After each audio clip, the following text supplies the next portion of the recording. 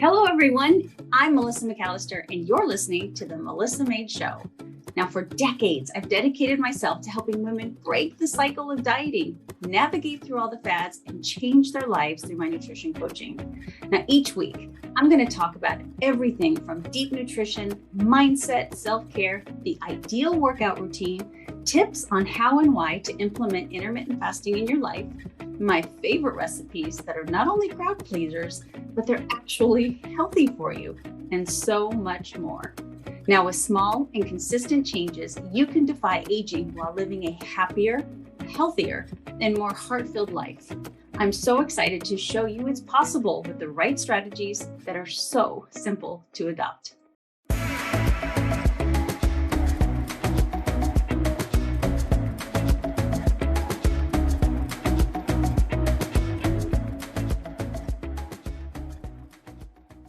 Hello, everybody, and welcome to the Melissa Made Show. So I've got a guest today that you are going to fall in love with. And if you're by chance not following her, she will be an instant follow and someone that you're going to learn from extensively.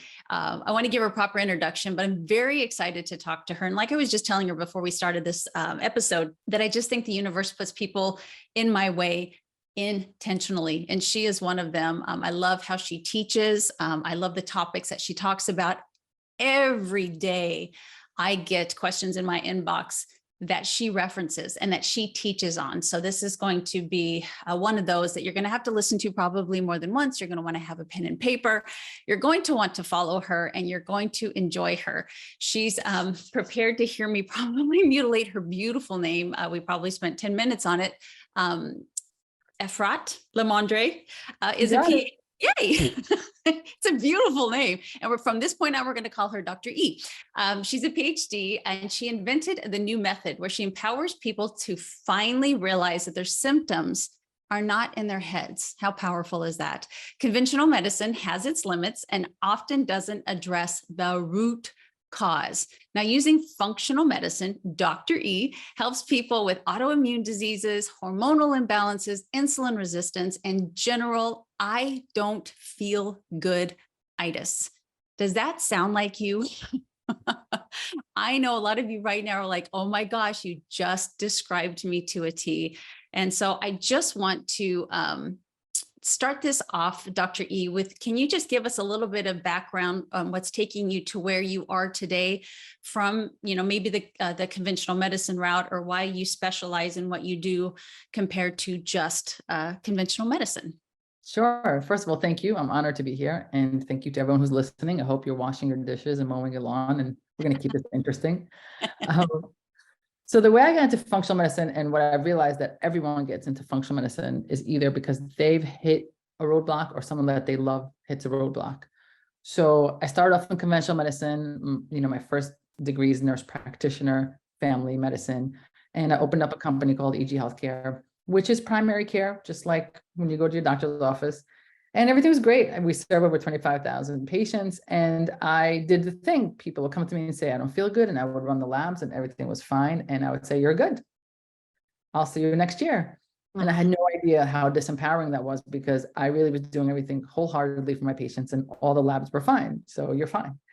And I could have gone on like that for the rest of my life, because nothing would have told me that it's wrong, or not enough, I should say, until my wife got sick. And she got sick, and she's in medicine. I'm in medicine. We both met in the ER. All our friends are in medicine. And we hit a roadblock. She had 2 autoimmune issues. And the only thing available to us was heavy duty medication. And we just knew there was a better way, which is why I call it the new method, by the way, because the patients know. So, so we knew, and this was kind of pre-internet days. And so somebody told us, this crazy person who does functional medicine, no one even heard of it back then. And we went fully knowing that it's not going to help us, because who can, we're educated, we're in medicine, all our friends are in medicine, we know everything. So he told us that we have to change our nutrition, which is outrageous, because nutrition has nothing to do with health, of course. And because we never learned that in school. And to boot, we thought we were really eating healthy. We were, in shape people, whatever that means. So we changed it. We changed our nutrition because we had nothing to lose. Like, why not? And we did it. And our lives were completely given back to us. She had 2 autoimmune issues, just so you understand. The first one's called PMLE, polymorphous light eruption. Basically, it means an allergy to the sun. Oh my gosh. Yeah. So we would decide when we're going outside, like we lived like vampires.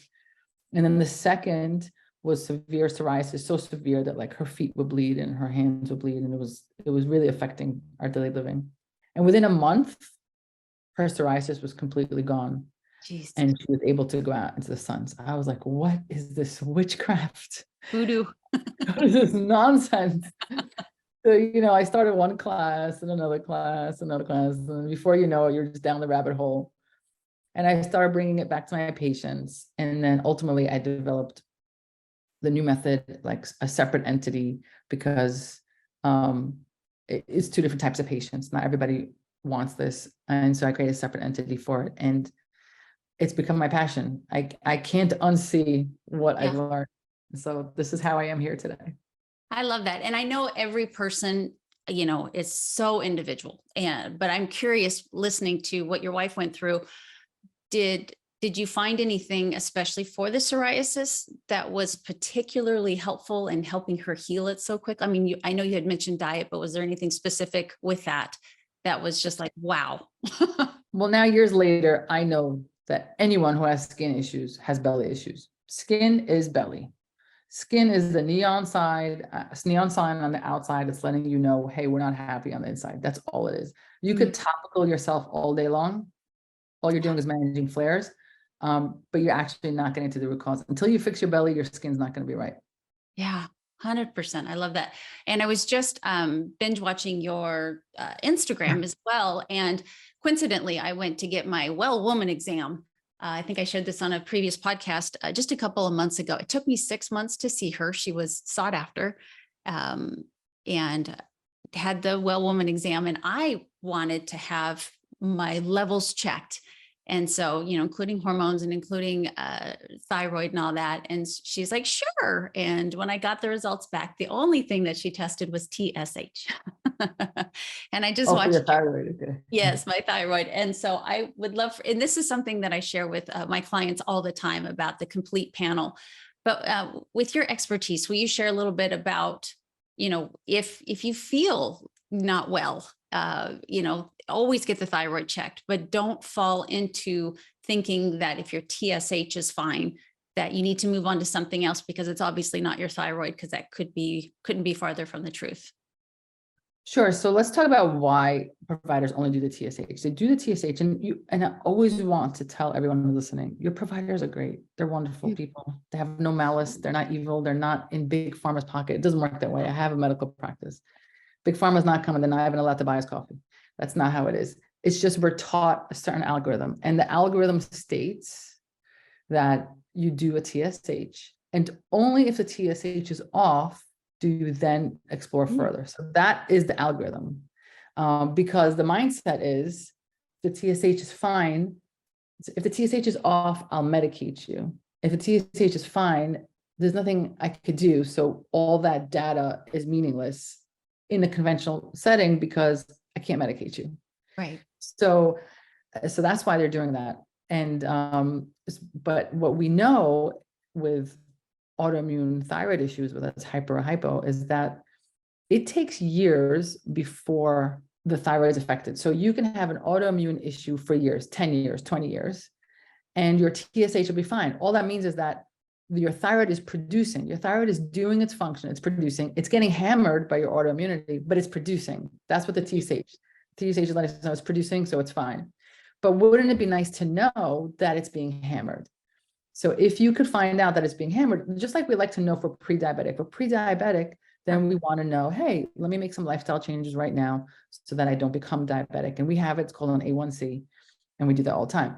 So with thyroid, we have it also, which is antibody levels. You can have positive antibody levels for decades, and your thyroid is performing fine, but it's working really hard to perform fine. So you might have some symptoms. And that is why that TSH is not enough. So then you might say, and a lot of conventional providers will say, well, what's the point? There's no medication for antibodies. Why would I distress my patients? And it is distressful because I've had patients when I'm like in conventional medicine and I'm like, hey, you have antibodies. Well, what can I do about it? In a conventional medicine setting, nothing. Mm-hmm. In functional medicine setting, for that patient, I'll say, okay, it's really time to go gluten-free. It's really time to bring down your inflammation because that antibody is there, the autoimmunity is there, but we could probably stop that inflammation so that it never becomes a thyroid problem. And that is the crucial difference, that in functional medicine, our interventions are more than just medication. And so knowing that information, there's actually a lot of action we could do about it. Whereas in conventional medicine, there's kind of like, well, you have antibodies, what am I going to do for you? Nothing. So that's the difference. So probably 1% of my following actually watches the YouTube video of this. So they don't see my stupid ear-to-ear grin that you're probably like, why are you smiling so much? That has to be one of the best descriptions of thyroid and, you know, all of the different hormones that are associated with your thyroid that I have ever heard. That was just beautifully put. And I appreciate that you have that gift and that you share it with other people to be able to share those kind of things, which just makes me have a 200-page list of questions I want to ask you because I want to steal the way that you share things. But, you know, talking about thyroid, which, you know, I'm almost, I'm going to be 50 in February. And so age, you know, is an issue and things start to get sluggish and stuff like that. But one of the things that I think you're very good at talking with people about is something happening because of your age, because you are getting older, or can you not biohack by any means, but when is age truly like the reason versus something that we're kind of using as an excuse for maybe not feeling as good as we could? Yes. Oh my God. And yes, biohacking. I love that word. It sounds fancy, but it really, it's not. Like we could all do it. So yeah. Let me break it down. Of course, there are certain things that physically are happening as we age, right? Our kidney values go down, our hair turns gray. There are certain things that are 100% inevitable as we age. But a lot of the things that we've come to accept as part of aging is really a more of the fact that we've been living a certain way for so long and it's catching up to us. Mm-hmm. So we'll give an example. Everyone feels like, oh, I'm 50. That's why all my joints hurt. Is that really because you're 50? Or is it because the past 30 years you've been eating the standard American diet, causing inflammation, mm-hmm. and you have been able to kind of metabolize it, or it hasn't caught up to you, and now it's catching up to you. And the reason I say that is because that's one of the biggest complaints people have, of aches and pains all the time. I can't bend down, pick up my grandkid. I can't even bend down, tie my shoe. And then we clean up their belly, and guess what? They're bending down again. I did not change their age. All I did was remove their inflammation. That's a biohack. The biohack means like, yes, I'm on the planet for 50 years, but I've just changed the trajectory, not only of my aches and pains, but those aches and pains eventually will also become a disease. So I've just reversed disease.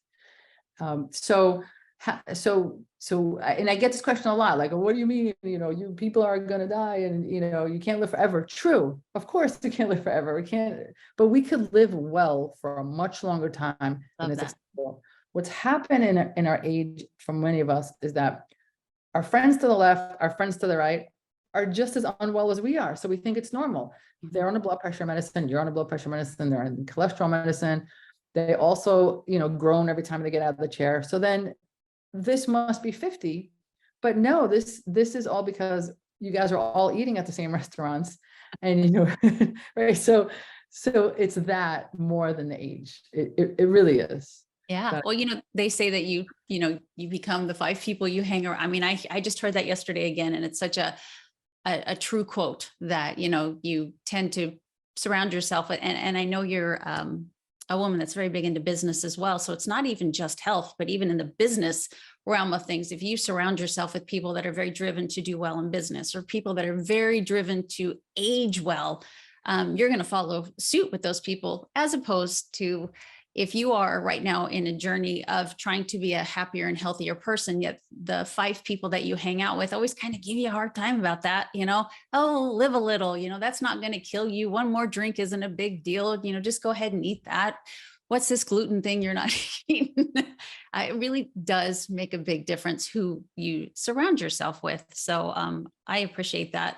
In the beginning, when I said the people or the universe, God, Mother Nature, whoever you believe in, just puts people in your path. I told Dr. E that when I read her little sheet, I was like, she loves fasting. And I obviously you can attest to this. We did not talk about it beforehand. It was, I didn't go find you because I'm like, she's going to affirm how much intermittent fasting is important to me. It was just something that I read coincidentally right before this interview, but I would love for you to share your thoughts on fasting and how you use it maybe with your patients. There's no question that fasting is part of the picture. How much we can debate, but there's no question. And this is not a conversation of weight loss. Yes, you're probably going to lose weight, but that's not what it is. If you're doing just weight loss, okay. But it's not, and I always like to say that because for a few reasons. One, because somebody will be like, oh, you're doing intermittent fasting. Of course, you're going to lose weight because you're just not eating calories. True, but that's not why we're doing it. And I'll get into why we're doing it in a moment. But the other thing is I don't like to make it a weight conversation because I have very thin people who are very unwell and very heavy people who, after we work together for a little bit of time and we really haven't lost that much weight, are feeling great. So you could feel great at any size. And I want to make sure that we're not having a size conversation. So intermittent fasting. First of all, let's talk about the fact that we're not designed to eat all the time. We're just not designed to eat. God, universe, whatever, as you said earlier, we're not designed. We were designed to be able to live without food for X amount of time. We need water, but we need to live. Why? Because you have to hunt it and you have to gather it, and there was no DoorDash. So how we're designed to do that is with this thing called gluconeogenesis. Fancy word for my body can produce its own sugar. Okay, so you have this ability, and it's like a toggle switch. Sometimes I get food from the outside. Awesome, great. And sometimes there is no food. My body will turn inward and my liver will take my fat and turn it into sugar, gluconeogenesis. So I can literally create my own fuel, which is glucose, from my own fat. And that toggle switch is what we call metabolic flexibility.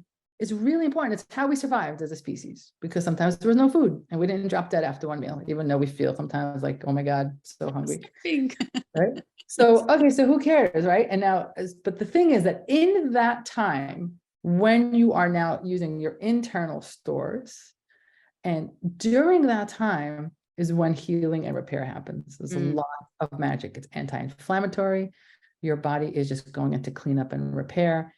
And that is what we're looking for when we talk about intermittent fasting. That's why it's not a weight loss conversation. We're looking to see that time window, and the longer you can do it, within reason, of course, the longer you could do it, the more benefit you get out of it. The problem for many of the people who might be listening are like, oh my God, I don't know where to start. I just the thought of not eating, I get shaky. If you get shaky when you skip a meal, all that means is that you're so dependent on food.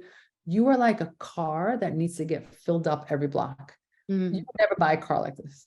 If you need to eat a meal like that, means that you've lost that switch. By the way, you can get it back, no worries. But you doesn't have to be tomorrow. Some people can't do I'd like 16-hour fasting windows for most people. It doesn't have to be tomorrow. Start with 12. Remember, it includes your sleep. It means my last meal's at 8, go to sleep at 10. If I don't eat till 10, that's 12 hours. Right? So start somewhere and then move the needle a half hour each time. It doesn't have to be automatically, but you'll discover that shakiness goes away, because once that shakiness goes away and you're like, fine, you've turned that metabolic flexibility back on, and you are now able to switch between external sources of glucose and internal sources of glucose. I love that. And so that, obviously has to do with, insulin sensitivity versus insulin resistance, and switching that as well to where your body is much more sensitive to insulin. So besides using intermittent fasting for that, because it's obviously very helpful in that manner, Is there anything else that you help your patients through to get that insulin sensitivity back? Like how many meals a day, certain types of food? Are there macros that you lean more towards in order to help people get that sensitivity back? So first, let's describe insulin resistance. It's a good visual I like to use, which is every time you eat something, everything breaks down into glucose, more or less.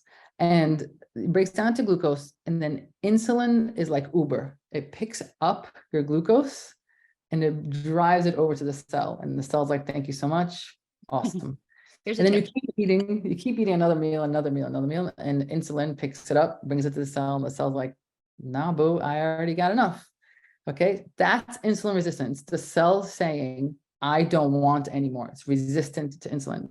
That argument between the cell and insulin, by the way, is very inflammatory. So not only are you insulin resistant, but now there's inflammation. So now that insulin's like, oh my God, what do? I have this glucose in my Uber. I got to get rid of it.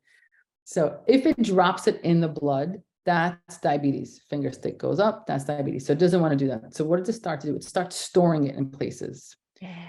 Starts storing it around your liver, that's fatty liver, starts storing it in cholesterol, starts storing it around your belly, starts storing. So now you have the storage. So you will see people before they become diabetic, they'll have the fatty liver, they'll have the cholesterol elevated, the triglycerides elevated. That's basically your body trying to store it. And when it doesn't have any more room to store and you keep eating the glucose, there's like this overflow. And now we're on the land of diabetes. So now that we know what insulin resistance is, it's too much, it's excess. Then to get insulin sensitive means to give it less. To starve, it just means to give it less, give it what it needs. This is why fasting works, because it's not constantly having that delivery of food to the cell. There's a long period of time where insulin is not needed. It's good. There's no processing done. So the cell now is getting like ready. When you're eating a meal, the cell's like, great, we're so excited for your delivery, right? So that becomes insulin sensitive. Now, if the next part of it is choosing foods, if you're going to choose food that are constantly, high carb density, again, versus maybe like things that take a longer time to break down, and maybe not everything breaks down to glucose. If you have proteins, it breaks down to amino acids. So if you're bringing proteins and fat, then you again are not overloading the system. So once you understand what insulin resistant is, it becomes pretty obvious what to do to make it more sensitive. Just don't want to overload the system. So when I started working with my patients, because you asked me what are the foods I like to do intermittent fasting. But then I really almost always start on an elimination diet, because my goal is not just insulin sensitivity, which will happen. My goal is to really calm down the belly. And that requires some elimination for a specific period of time, not forever. And that's how I go about it. Okay. And, I have to ask, so is it the typical functional medicine way of, taking out, gluten, eggs, meat, dairy? What are the foods that you find more inflammatory that once you see they've taken it out for a while, that's a great trigger food that they do better with that, at least until the belly heals? So I remove initially grains. So it's not enough to be gluten-free. Okay. Because you can have gluten-free Oreos. It's not enough. So gluten-free is dangerous. You can eat a lot of nonsense and gluten-free. So I eliminated all grains. So it's not even a conversation of gluten-free. Dairy, legumes, unless you are vegan, legumes. And we really minimize fruit as well, because we're trying to get that insulin sensitivity and the reduction of inflammation. So we're basically looking at meat and fish, some veggies, not starchy veggies, and like berries and fats. So like very, very basic. This is not forever. It's very, very basic. And the reason I do that is because I want us to see, right? So you're coming in with a list of like 40 symptoms. How many of those symptoms will go away just with elimination? 10, 20, 30? Great. Now we know that those are very connected to nutrition. Now we can work on the 10 that are left. What's left? Depending on what's left will let me know where to go next, right? If you are more jointy, then I'm thinking Lyme. If you are, more hot flashy still, I'm thinking hormones. If you're more like headachy and fatiguey, I might think mold. but not everyone needs all those tests. Right. You're still GI, and then I'm going to do a stool testing. So you have to like eliminate, get the weeds out so we could figure out what to do next. And that elimination diet for a certain amount of time really, really helps us kind of figure out what to do next. And people always ask me about meat. I am a fan of eating meat. The way I see my plate, the ideal plate, is you start with your colors, make sure the rainbow's on it, not just in June, all year round. A little gay humor. Okay. So if you're listening, at some point, just get a picture of me and you'll understand everything. Okay. So Love it. So the rainbow on the plate, and then some sort of protein. If you are not averse to eating meat, then good grass-fed meat. And if you are vegan, my wife tries to be more vegan, then we really have to decide which legumes to go. But that is how you look at your plate. So I'm not big on carnivore, but I'm also not really, I prefer not to be vegan. I find it a little bit difficult to get the belly right because legumes sometimes are so irritating. So that is where I land on what the plate should look like. Have you tried countless diets, but you're still seeking your nutrition sweet spot? Are you trying to get results on your health journey to feel your best without being too restrictive? Now, I know how you feel. I've done the diet thing, but there never was that one that totally worked for me. And this is exactly why I developed the MAID diet. Now, I found that rather than restrictions, it's best to have a set of guidelines that allow you to customize based on your preferences and bio-individuality while staying on track with your health and fitness goals. I found the nutrition sweet spot. And as a health and nutrition expert, I get asked all the time what, when, and how I eat. And as someone who's passionate about education and helping others, I want to share that with you. Now, the MAID Diet ebook lays it all out for you, taking the guesswork out of dieting. The MAID Diet is a lifestyle plan that incorporates moderate protein, adequate fat, decreased carbs, and an introduction to intermittent fasting. The ebook gets right down to business by answering your most frequently asked questions. It includes thoughtfully designed recipes and a 7-day sample meal plan to start you off right. It will honestly kickstart your weight loss journey and have you losing inches in your very first week. Now, intermittent fasting combined with these nutritional guidelines is honestly the piece that so many people have been missing when trying to get results. This ebook has all the information you need in a format that is condensed and to the point so that you can get to your results.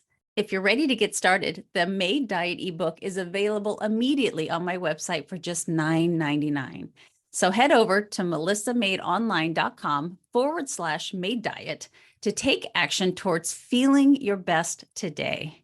And once you do, oh my gosh, please let me know it's working for you. I am so honored to be a part of your health journey. Okay, back to the show. I find that fascinating that the two, how long have you been married? We are now, oh my God, I had to say, she's going to kill me, 10 years. That's kind of challenging, I would think. And I'm sure that I have listeners that, have their spouse or their partner is, kind of on the opposite end of the spectrum. Have you found any way to make that really work for you? Are there any tricks of the trade to So make we're not really on opposite ends. And actually, I think it makes me a better provider because it makes me open, because ultimately in the center of it is to not have gluten, to not have dairy, to eat well, to fast, to really focus on getting the rainbow on our plate. And then where we differ is which protein we use. And it's not just ethical. For her, it's ethical. She really does not like to eat animals. But for me, I really cannot eat legumes. They really irritate me. They will flare me up immediately. So it's not even an option. Like I want to be as kind as her, but my body just doesn't work with that. So it's really about, so that's really the only area we differ. So, is the protein piece, but everything else on the plate is the same. That's a beautiful perspective. I really, really appreciate that. My daughter was vegan for many years, being the huge animal lover that she was. Didn't work for her as well. It didn't make her very well, but she certainly tried for that reason. I was very compassionate because I'm a huge animal lover as well. Mm-hmm.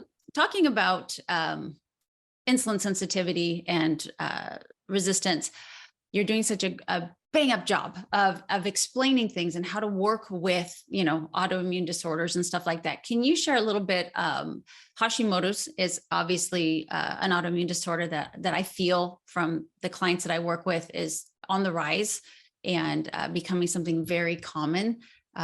What you can tell people in order for them to live with it and to work with those symptoms, because it can be quite debilitating. Yeah, I'm laughing because I usually draw a picture and then my staff finds my pictures all over, because there's it's a great way to describe it, but we can't draw pictures. We're in podcast land. So first of all autoimmunity is on the rise. Yeah. And as a population, we're going to continuously get sicker because we are not evolving as fast as all the toxins in our food and in our air. And so we cannot process it fast enough. Large majority of the population thinks they're processing it, meaning they're not well, or they think they're not. I mean, they're well, or they think they're well. But the reason autoimmunity is on the rise is because many of us really have trouble detoxifying all of this.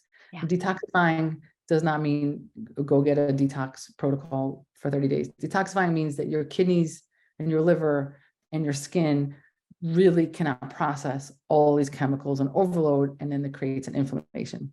Okay, so that's autoimmunity in general. And so since Hashimoto's is an autoimmune disease, this is why we see it on the rise. So what will happen with autoimmunity with Hashimoto's, basically, remember we talked about the thyroid, and the thyroid's job is to produce T4.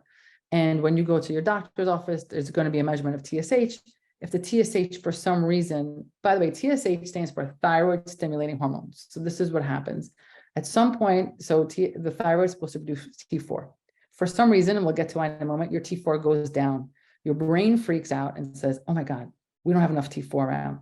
What should we do? Well, let's wake up the thyroid real quick. Thyroid stimulating hormone, TSH. So it starts sending TSH down to the thyroid. Wake up, wake up, wake up. If the thyroid happens to wake up and produce T4, great. Usually it doesn't. So you'll go into the doctor's office and suddenly that TSH is high. A high TSH means your thyroid's not functioning. We're trying to wake it up. Thyroid stimulating hormone. People get confused. Why is my number high if it's not working? So your TSH is high, your body's not producing enough T4. So the doctors are like, oh man, I have to give you medication to give you T4. That's Synthroid, levothyroxine.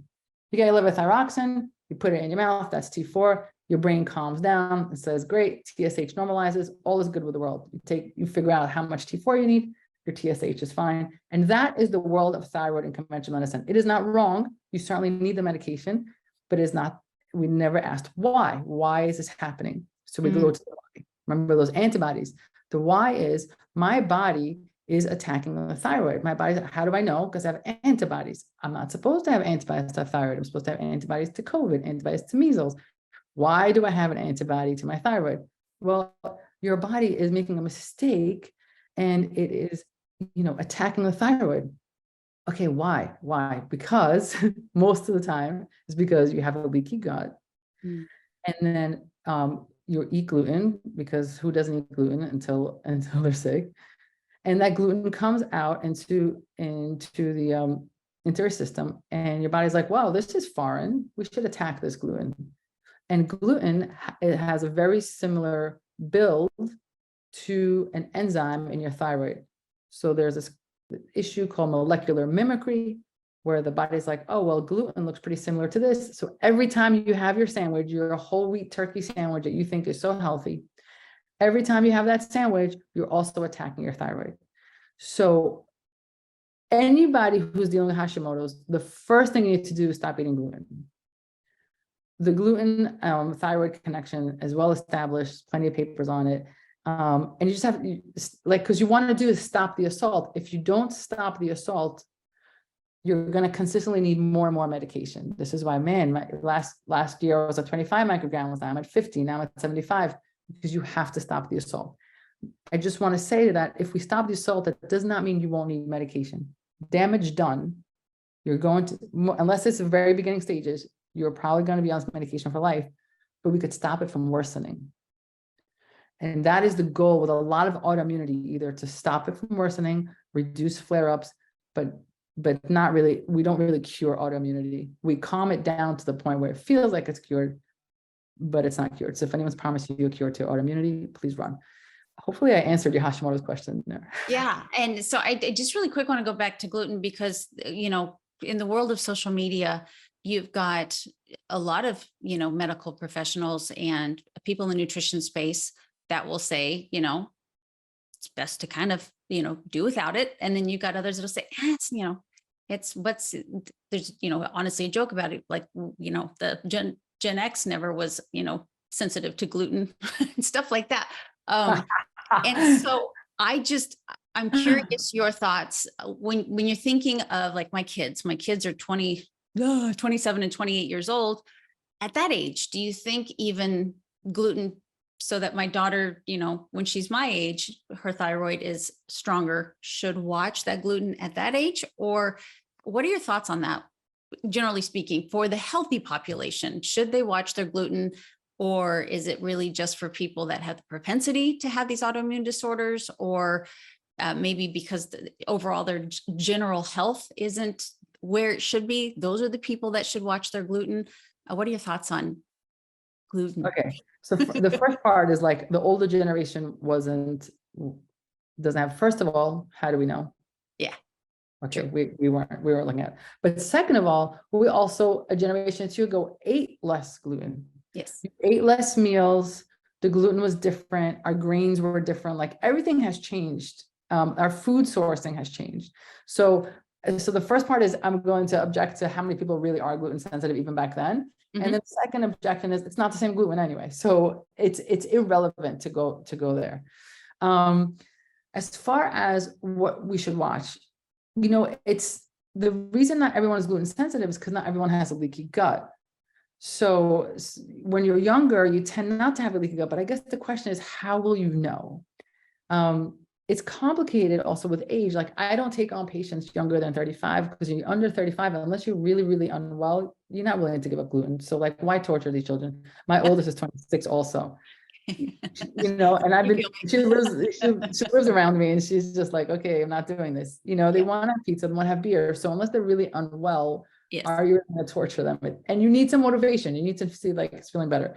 Yeah. So the problem is that we don't know when the leaky gut, we can know retroactively when the leaky gut started. My patient will say, ever since X, I haven't felt well, ever since COVID, ever since the birth of my child, ever since the divorce. So we know the trigger ever since then. And so they were living a certain way and eating a certain way. And then the trigger, maybe they had a car accident or a concussion. So anything can trigger a leaky gut. And now you're in trouble that you're eating that.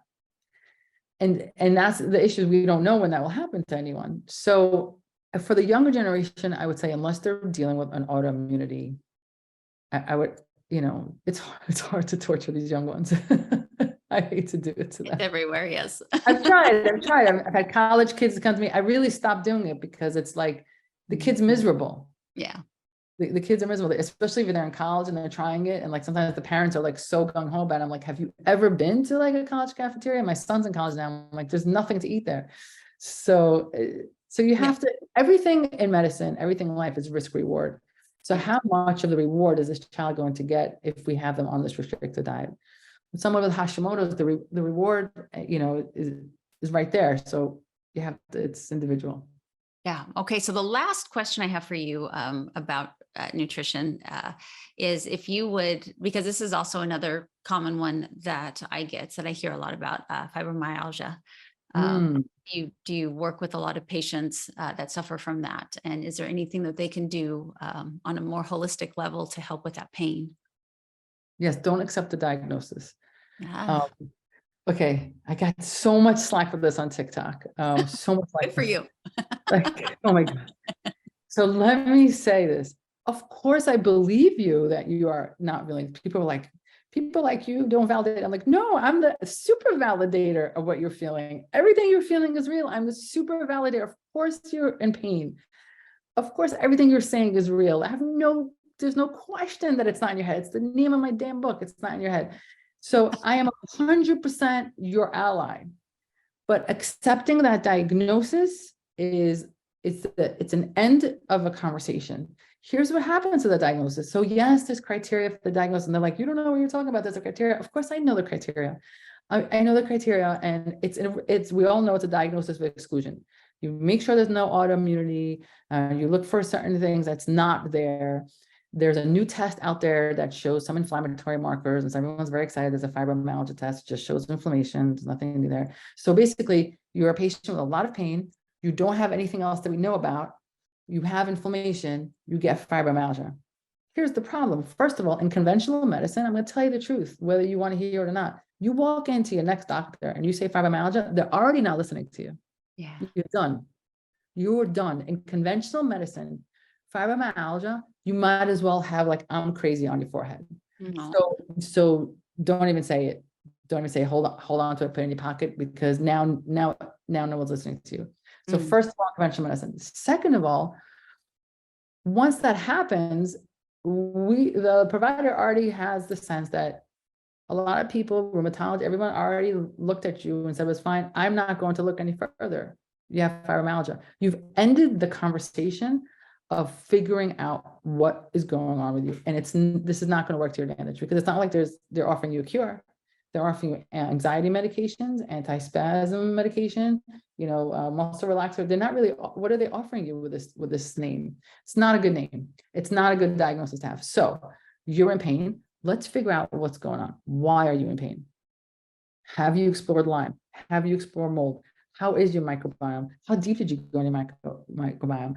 Have you, do we need like limbic vagal nerve therapy because you're so dysregulated? Like there is so much more that can be done way out of conventional medicine that is so important. And here's the other thing. A lot of my patients in the I don't feel good itis, which is basically fibromyalgia, it just means you're pre-disease. Given enough time, we're going to get the diagnosis of lupus, rheumatoid arthritis. The problem is that those autoimmune markers, they come out late. You can have painful joints for 10 years, and every time you get tested for rheumatoid arthritis, it's negative. It's called seronegative autoimmunity. So how do you know, just because everything's negative, that you're not on your way to cooking something? So don't accept the diagnosis. Say, thank you so much. Thank you. What that means, this is good news. What that means is that you haven't found anything pathological. I'm not dying. There's no cancer. This is really good news. Take that. Awesome. And then go find a functional medicine provider that is going to dig with you until we find the answer. And don't stop till you find it, because there's no reason for you to feel this way. And you see how passionate I get about this? Yes. I'm sorry. I know. I love that. And I love how you empower people with that, because you get that diagnosis and you can just visually see someone go, okay, defeated. And you empower instead of put people in that state of defeat. So I'm more concerned of the people who are happy with the diagnosis. They're like, oh, I finally have a diagnosis. No, you don't. You're right. That gets me more concerned. If you're defeated, then maybe you're going to keep looking because it's not enough. But the people who are like, oh, you finally solved it. I've solved nothing. I've given a Latin name. Your muscles hurt. That's all I've done. That's very true. A fancy name. You are obviously very gifted in your field, but not only in the nutritional space and the medicine, but you're quite the entrepreneur and quite the businesswoman too. And I know I have a lot of followers who are entrepreneurs, as I am myself. I've been working for me, myself, and I for over 15 years. And lastly, I just completely want to pivot, just shake you on the shoulders real quick and say, okay, next subject, which is random for me to do. But I would just love for you to share with women out there, business, do you have any business advice for us that are, times have changed, things are different. I won't even have you go into long COVID, but you even specialize in that. But just times have changed, and what's going on in the world right now is pretty crazy. But people do want to take good care of themselves. They want to take good care of their families. I listened to a gentleman today who said something that I hope I don't mutilate, but he said that people these days are working toward being average at something and then hoping to get paid well for it. And I was like, wow, that's really profound. You can't, especially with, I guess, the social media world, you can't just be average at something and expect to excel at it. that was kind of my takeaway for, I guess, my business of the day. But can you share with us just some tips that you have that have helped you along the way to become quite the businesswoman that you are? Thank you. I appreciate that. Yeah, I own four companies. And first and foremost, if you're an entrepreneur, you know you're an entrepreneur. Like, I don't think there's enough money in the world to have me punch in and punch out. It doesn't fit. I've tried. I don't do well in that environment. And so if you are someone that knows that about yourself, just own it. And you also, and for those of you listening who are not that person, don't try to become that person. Like, my wife would never be an entrepreneur. Oh my gosh, yes. Loves working in within the scope of an institution, and it really fills her. I agree. And when I hear her meetings, my blood pressure goes up. I'm like, no one's doing anything. And she's like, it takes time. I was like, okay. So a different breed, yeah. So I lecture at the local college, and for nurse practitioners, and I'm like, at the end of what I say, you're either going to know 100% you want to do, or you're going to be absolutely nauseous with everything I'm saying. And both are correct. So just the first thing is, like, know that about yourself. If you're not waking up in the morning like, I want to do this, even I'm willing to take the risk, I'm willing to risk it all, and if that doesn't feed you, then don't do it. Don't try to be something you're not, and just be the best freaking employee in the world, because we need amazing people in the workforce that are proud of their job, who take it to the next level. Because you could be an entrepreneur, if you don't have an implementer, it's not going to work out for you. So be the best. Like, my wife is the best employee to have in the world. It's like, you want her on your team. So be that, just be the best at it. So for entrepreneurs, I would say this: it's all about systems. It is not really about the goal. It is about, what are you doing every day to where you're going. So let's just be real simple, right? I want to save $100,000. How much are you going to save every single day to get to 100,000? You're not going to sit there and go, I hope I win the lotto. You're going to say, in the next 5 years, I want 100,000. So what does that mean? $20 a day. And every day you're going to do that system. I want to be great. I want to have a lot of followers on Instagram. You got to post all the time and have a system around it. Like, my Tuesdays is my social media day. I dedicate, and I try not to plan anything else. Tuesday is a day I film the TikToks, I film the YouTube, I film and you do it. And a year later, you have a year's worth of content. It's systems. Every time someone gives me an idea, talk to my team, I'm like, that's a great idea. How are we breaking this down into the daily, so that in a month or two, we could see what we did for it? You're never going to have a block of time. You're never going to have a big chunk of money come from somewhere. It's all in the small steps that you take consistently every day. And then suddenly you're there. So create a system, and do it every single day religiously. And that's true for everything. You want to lose weight, 0.5 pound a week every 2 weeks. Right. You want to save money, $1 a day, whatever it takes, one less Starbucks a day, wherever you are. You want a better marriage. It's a compliment every single day, right? It's all of it. You want a better body, it's moving, and moving doesn't mean going to CrossFit. When I first started running, I couldn't even run down the block. So it's the little pieces at a time are going to get you there, and they're manageable when they're small. And if you keep doing it every day, if it feeds you, if it takes away from you, you might not be an entrepreneur, and just know that that's okay. Yeah, I love that. And I think that obviously celebrating small wins along the way, or small victories along the way, really play into that consistency being something that you enjoy. Sometimes goals are so big that they're so big that you're just like, I'll never get there. But if you break them down into bite-sized pieces, one of my mentors she calls it the push book.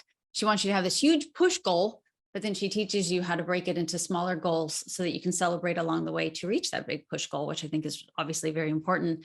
And you obviously practice what you preach. You're very successful in everything that you do. And I ordered you only know about the successful. I'm not successful at everything I do. I have a few failed businesses. I want to put it out there. Oh, I love that. And I've learned from every one of them. I have t-shirts of a lot of brands that never went anywhere. So I just don't write them in my bio, and that's the real deal, right? And sometimes I mess up on my nutrition, and sometimes I don't work out, and like all of that is real, but I get up and I start again the next day. So I appreciate they say I'm always successful, but I'm definitely not always successful. Ask my wife. They're quick to remind, right?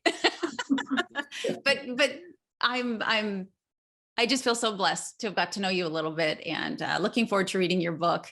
And if you would share with my audience where they could find you. You're very easy to find on Instagram, obviously, because your name is one of a kind. So you won't have any trouble finding you on Instagram, but where else that they can find you to learn more about you and what you offer?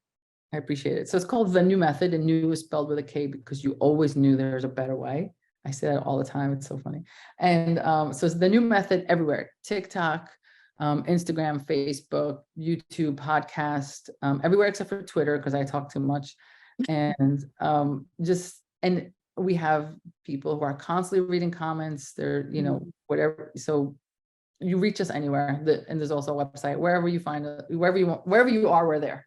Yeah. So being an entrepreneur and an expert in your field, before I let you go, do you have anything in the works? Is there anything that you're doing right now to just get to that next level?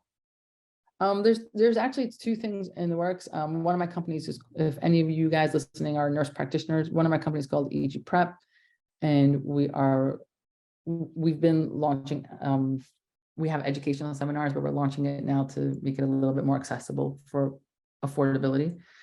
And then at The New Method, we're also creating more content because not everyone can come in at a certain price point. So we want to make sure I always shied away from that because I didn't want to be that person that's like $99 for this. And I don't necessarily like to watch videos, but there are a lot of people who that is their price point and they love watching videos. And so I had to get comfortable with that. So we're launching that as well so people can digest it. And there's a lot of DIY that you can do on your own as long as you have access to information. So those are the two things we're working on right now. I love that. And so you guys check it out. I'm going to binge. I got the afternoon to myself. So I'm going to be doing a lot of binging. And I just wanted to thank you so much. I just really genuinely love the way that you explain things and how kind you are. And you have not an ill word to say about anything or anyone. And being at such an expertise, I think that's very wonderful to hear. I see a lot these days, a little bit of self-righteousness, I guess. That's happening with people that are at your expertise levels. And I think it's wonderful that you still stay so humble and so accessible to so many people. So I'm really glad that we met. I know that was the most meaningful compliment ever. I appreciate that so much. Oh, you're welcome. It's very true. And I hope we get the opportunity to talk and or work again real soon. And you guys, I'm just going to say it now. You're welcome. I know. The messages, because these always air on Monday morning, the messages that come in on a Monday when I got a good one, I'm going to be flooded. So Dr. E, thank you so much. And your time was very much appreciated. And for everybody else listening, I hope you wake up feeling prepared and that you go to bed feeling proud. Have a great day. Wow, we've reached the end. But before I leave you, I'd love to hear from you. After all, it's not every day that someone reaches out and asks for your opinion. And to me, your opinion does matter. So please share this episode with anyone that you think needs to hear this message. And remember to rate, review, and subscribe wherever you listen to podcasts. My name is Melissa McAllister. And until next time, thank you for being your own health advocate.